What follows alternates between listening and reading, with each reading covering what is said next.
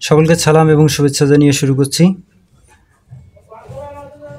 পঞ্চম শ্রেণীর বন্ধুরা, আজ আমরা তোমরা দেখতেই পাচ্ছ লাভ ও ক্ষতি, শতকরা লাভ ও ক্ষতি অধ্যায় 9 পৃষ্ঠা 98-99।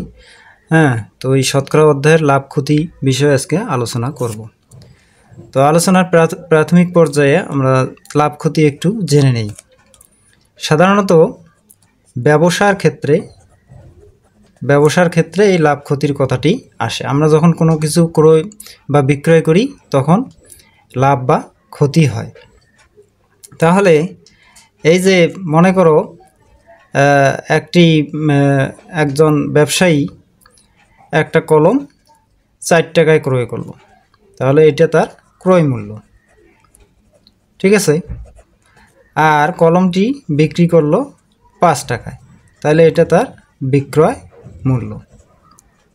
এখন দেখা যাচ্ছে যে ক্রয় মূল্য চেয়ে কী হলো, বিক্রয় মূল্য বেশি আছে, তাহলে 5 বিয়োগ 4, তাহলে কত, 1 টাকা।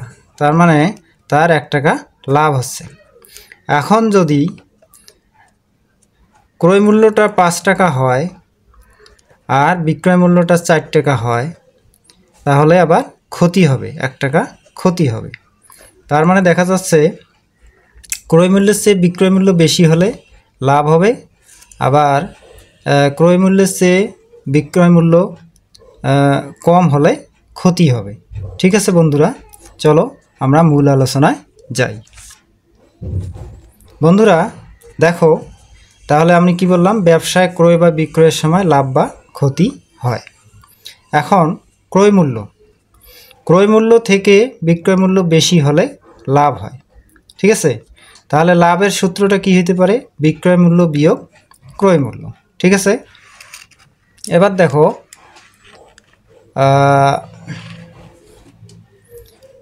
বিক্রয় মূল্য থেকে ক্রয় মূল্য বেশি হলে ক্ষতি হয়, অর্থাৎ যে দামে ক্রয় করা হয়েছে তার চেয়ে কম মূল্যে বিক্রয় করলে ক্ষতি হবে। সেক্ষেত্রে ক্ষতির সূত্রটা কি হবে, ক্রয় মূল্য বিয়োগ বিক্রয় মূল্য। এবার শতকরা লাভ বা ক্ষতি ক্রয় মূল্যের উপর হিসেব করা হয়। কি করা হয়, শতকরা লাভ বা ক্ষতি ক্রয় মূল্যের উপর হিসেব করা হয়। আমরা শতকরা লাভটা কিভাবে বের করব, দেখো এই যে লাভ বাই ক্রয় মূল্য, অর্থাৎ লাভকে ক্রয় মূল্য দ্বারা ভাগ করে গুণ 100, এভাবে আমরা শতকরা লাভ বের করতে পারবো। আর শতকরা ক্ষতি কিভাবে বের হবে, দেখো এই যে ক্ষতি বাই ক্রয় মূল্য গুণ 100, ঠিক আছে বন্ধুরা। এবার আমরা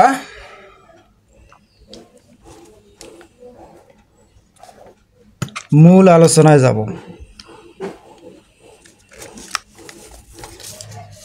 বন্ধুরা আমরা ছোট্ট দুটি সমস্যা দেখব।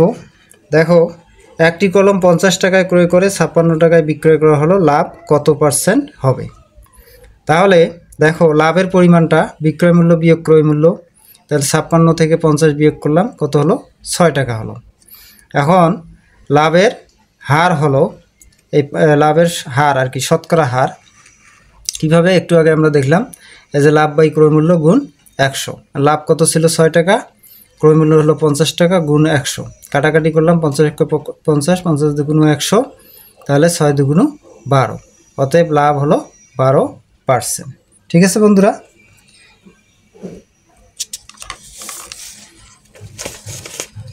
এবার আরেকটি সমস্যা আমরা দেখি। এখানে কি হয়েছে, একটি খাতা 15 টাকায় ক্রয় করে 12 টাকায় বিক্রয় করা হলে ক্ষতি কত পার্সেন্ট হবে। এখানে দেখো, লক্ষ্য করো, ক্রয় মূল্যের থেকে বিক্রয় মূল্যটা কম, তাহলে ক্ষতির পরিমাণ ক্রয় মূল্য বিয়োগ বিক্রয় মূল্য। তাহলে 15 থেকে 12 বিয়োগ করলাম, কত হলো, 3 টাকা। তাহলে ক্ষতির হার হলো, বা ক্ষতির শতকরা হার, যে ক্ষতি বাই ক্রয় মূল্য, অর্থাৎ ক্ষতি ভাগ ক্রয় মূল্য গুণ 100। ক্ষতি ছিল কত, ক্ষতি ছিল আমাদের 3 টাকা, আর ক্রয় মূল্য হলো 15 টাকা গুণ 100, কাটাকাটি করলাম, 3 × 3, 3 × 5 = 15, 5 × 20 = 100, ঠিক আছে। এখন আমরা 20 আর 1 গুণ করলে 20 হয়, অতএব ক্ষতি হলো 20%। তাহলে লাভ ক্ষতি কিসের উপর নির্ণয় করা হয়, সবসময় ক্রয় মূল্যের উপর নির্ণয় করা হয়। বন্ধুরা বৃত্ত চিহ্নিত 1 নম্বর সমস্যাটি বুঝে নেই। দেখো, একজন বিক্রেতা কারখানা থেকে একটি মেশিন ক্রয় করে 15% লাভে মেশিনটি 55,200 টাকায় বিক্রয় করলেন। মেশিনটির ক্রয় মূল্য কত? তাহলে এখানে লাভের শতকরা লাভ দেওয়া আছে 15% আর বিক্রয় মূল্য দেওয়া আছে 55,200। আচ্ছা, 15% লাভ বলতে আমরা কি বুঝি? যে পণ্যটির ক্রয় মূল্য 100 টাকা সেটির বিক্রয় মূল্য 15% লাভ সহ 115 টাকা, অর্থাৎ 100 যোগ 15। ঠিক এভাবেই আমরা এই সমাধানটি করতে পারবো। তো চলো বন্ধুরা সমাধানটা দেখে নিই। বন্ধুরা সমাধানটা দেখি আমরা। দেখো, বৃত্তচিহ্নিত 1, 15% লাভে ক্রয় মূল্য 100 টাকা হলে বিক্রয় মূল্য 100 যোগ 15, তাহলে 115 টাকা। তাহলে বিক্রয় মূল্য 115 টাকা হলে ক্রয় মূল্য 100 টাকা। যেহেতু আমাদেরকে ক্রয় মূল্য বের করতে হবে, ক্রয় মূল্যটা ডান দিকে থাকবে, যেটা বের করতে হবে সেটা ডান দিকে থাকবে। এখন বিক্রয় মূল্য 1 টাকা হলে ক্রয় মূল্য কম হবে, এজন্য আমরা ভাগ দেখাইলাম। এবার দেখো, বিক্রয় মূল্য আমাদের বই অঙ্কটিতে দেওয়া ছিল 55,200 টাকা। তাহলে বিক্রয় মূল্য 55,200 টাকা হলে এই যে 55,200 উপরে গুণ করে দিলাম। এবার কিভাবে কাটাকাটি করলাম দেখো, প্রথমে 5 দিয়ে কাটলাম, 5 20 100। তারপর 115কে 5 দিয়ে কাটলে কত হয়? 5 2 10, 3 5 15, 23। এখন 23 দিয়ে আমরা সরাসরি এইটাকে কাটছি। 23 23, দেখো আমি এখানে ভাগ করে দেখাইছি। ভাগ করলে 23 দিয়ে 552কে ভাগ করলে 24 হচ্ছে। এই 24 হলো, আর 2টা শূন্য ডান পাশে বসিয়ে দিলাম। এভাবেও ভাগ করা যায়। এবার 20 আর 24, 2400 গুণ করলে হচ্ছে 48,000 টাকা। তাহলে অতএব মেশিনটির ক্রয় মূল্য 48,000 টাকা। এবার বন্ধুরা দেখো, আয়ত চিহ্নিত 1, একজন বিক্রেতা ক্রয় মূল্যের চাইতে 12% কমে এত টাকায় একটি টেবিল বিক্রয় করলো। টেবিলটির ক্রয় মূল্য কত? তাহলে এখানে ক্রয় মূল্য সে 12% কমে, মানে 12% ক্ষতিতে এটা টেবিলটি বিক্রয় করা হয়েছে। তাহলে 12% কমে মানে এখানে দেখো, ক্রয় মূল্য যদি 100 টাকা হয়, বিক্রয় মূল্য হবে 100 বিয়োগ 12, অর্থাৎ 100 থেকে 12 কম। আর এই এত টাকায় বিক্রয় করা হয়েছে, তার মানে আমরা এই 12% ধরে এই টেবিলটির ক্রয় মূল্য বের করতে পারবো। তো চলো সমাধানটা দেখে নিই। এবার বন্ধুরা আমরা আয়ত চিহ্নিত 1 নংয়ের সমাধানটা দেখি। এখানে ছিল 12% কমে। তাহলে ক্রয় মূল্য 100 টাকা হলে বিক্রয় মূল্য 100 বিয়োগ 12, অর্থাৎ 100 থেকে 12 কম হবে। কত হলো? 88 টাকা। এখন বিক্রয় মূল্য 88 টাকা হলে ক্রয় মূল্য হবে 100 টাকা। অতএব বিক্রয় মূল্য 1 টাকা হলে ক্রয় মূল্য কম হবে, এজন্য আমরা ভাগ দেখাইলাম 100/88। এবার আমাদের অঙ্কের মধ্যে বিক্রয় মূল্য কত ছিল? 7,040 টাকা। অতএব বিক্রয় মূল্য 7,040 টাকা হলে ক্রয় মূল্য হবে এই যে 7,040 টাকা, উপরে গুণ করলাম। কিভাবে কাটাকাটি করা হয়েছে দেখো, প্রথমে আমরা 2 দিয়ে কাটলাম, 50 2 100, আর 2 দিয়ে এটা কাটলে কত হয়? 88কে 44, 4 2 8, 4 2 8। এবার 44 দিয়ে সরাসরি এটাকে ভাগ করেছি। দেখো এখানে ভাগ করেছি, ভাগ করে কত হয়েছে? 160 হয়েছে। তাহলে 44 কে 44 আর 160, 44 দিয়ে 7,040কে ভাগ করলে হয় 160। এবার আমরা কি করব? এই 50 এবং 160 গুণ করব। গুণ করলে কত হলো? 8,000 টাকা। তাহলে অতএব টেবিলটির ক্রয় মূল্য ছিল 8,000 টাকা। 99 পৃষ্ঠার এখানে লাভ ক্ষতির 2টা সমস্যা আছে। আমরা প্রথমটি দেখি, 7 নম্বর।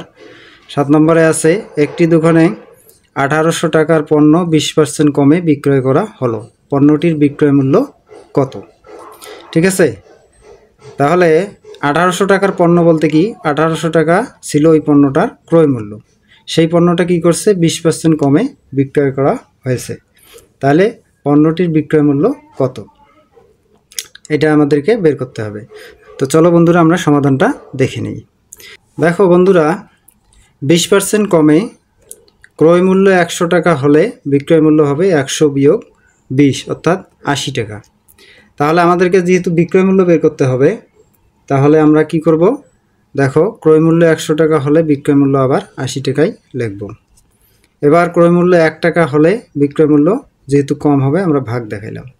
অতএব ক্রয় মূল্য 1800 টাকা, যেটা দেয়া আছে প্রশ্নের মধ্যে 1800 টাকা বিক্রয় মূল্য, ক্রয় মূল্য হলে বিক্রয় মূল্য কত হবে, দেখো 80 গুণ এখানে 1800 উপরে নিচে 100 তো আছেই। এবার আমরা কাটাকাটি করব। কাটাকাটি কিভাবে করব, দেখো 100 দিয়ে যদি এখানে যেহেতু 2 শূন্য আছে তাহলে 100 দিয়ে কাটাকাটি যাবে, তাহলে 100 দিয়ে এটা ভাগ করলে হবে 18 আর এটা 100 দিয়ে ভাগ করলে হবে 1। এখন 80 আর 18 গুণ করলে কত হচ্ছে 1440 টাকা। দেখো এখানে গুণটা দেখাইছি আমি, এইভাবে দেখিয়ে দিবে তোমরা, 1440 টাকা। অতএব পণ্যটির বিক্রয় মূল্য হলো 1440 টাকা। এবার বন্ধুরা 8 নং, একজন বিক্রেতা কৃষকের কাছ থেকে 1 ঝুড়ি সবজি কিনে 40% লাভে 6300 টাকায় বিক্রয় করলেন। তাহলে এখানে সবজির লাভ আছে 40% এবং বিক্রি করছেন 6300 টাকায়, ঠিক আছে। তাহলে এই 40% লাভ বলতে কি 100 টাকায় 40 টাকা লাভ, অর্থাৎ 40% লাভে যে পণ্যটার ক্রয় মূল্য হবে 100 টাকা, সেটার বিক্রয় মূল্য হবে 100 যোগ 40, অর্থাৎ 140 টাকা। আমরা সবজির ক্রয় মূল্যটা কত ছিল সেটা বের করতে হবে। তো বন্ধুরা চলো আমরা সমাধানটা দেখে নিই। এবার আমরা 8 নংয়ের সমাধানটা দেখি। 40% লাভে ক্রয় মূল্য 100 টাকা হলে বিক্রয় মূল্য হবে 100 যোগ 40, 140 টাকা। যদি বিক্রয় মূল্য 140 টাকা হলে ক্রয় মূল্য হবে 100 টাকা। অতএব বিক্রয় মূল্য 1 টাকা হলে ক্রয় মূল্য আমরা কি ভাগ দেখাবো, 100/140। আচ্ছা, অতএব বিক্রয় মূল্য 6300 টাকা হলে, যেটা আমাদের অঙ্কে দেওয়া আছে সবজির বিক্রয় করছে 6300 টাকায়, তাহলে 6300 টাকায় হলে ক্রয় মূল্য কত হবে। তাহলে ক্রয় মূল্য এই 6300 উপরে গেল, আমরা কাটাকাটি করলাম, দেখো কিভাবে করলাম। প্রথমে 10 দিয়ে কাটলাম, 10 10 100, আর এটাকে 10 দিয়ে কাটলে হয় 14। এবার কি করলাম, আবার 14 আর 10কে 2 দিয়ে কাটলাম, 5 দুগুণ 10 আর 7 দুগুণ 14। এবার 7 দিয়ে এটাকে কাটলাম, 7 নং 63, আর এই 2টা শূন্য এখানে দিয়ে দিলাম, হয়ে গেল 900।